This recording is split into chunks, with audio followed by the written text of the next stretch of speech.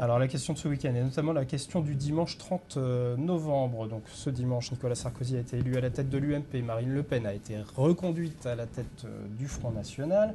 Alors on a Greg qui a remarqué que vous avez tenu des propos au sujet de cette élection. Vous avez parlé de Sarkozy comme d'un Zorro cabossé sur un cheval boiteux.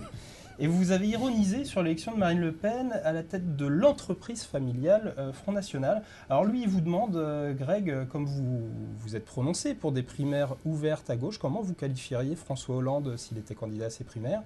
Et comment vous qualifieriez aussi plus généralement le Parti Socialiste? Est-ce que c'est aussi un cheval boiteux, comme vous le dites? Non, mais cheval boiteux, j'ai dit une chose qui est une évidence.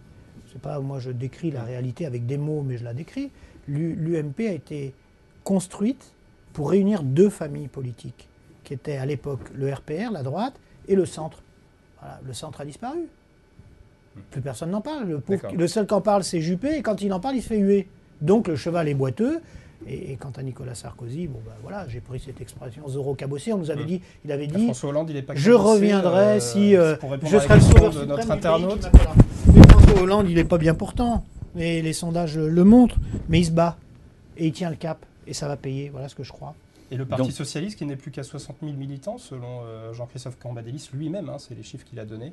Est-ce qu'il est malade? Le Parti Socialiste a vraiment besoin du Congrès là, qui est programmé pour retrouver de l'attractivité et avoir un message que Jean-Christophe Cambadélis cherche à élaborer avec raison, dynamique et qui redonne du sens à l'action du gouvernement.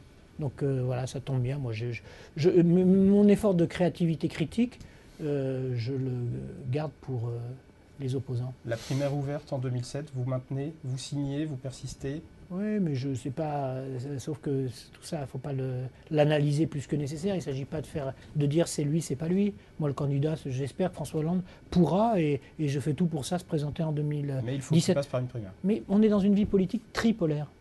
C'est ça qui a changé. Voilà. Avant, il y avait la majorité et l'opposition. C'était simple, au deuxième tour, on trouvait la majorité, l'opposition, la majorité, sauf en 2002. Maintenant, il y a 3 partis, donc il y en a un de trop. Voilà. Comment on s'organise pour ne pas être celui de trop? Il faut une primaire pour rassembler.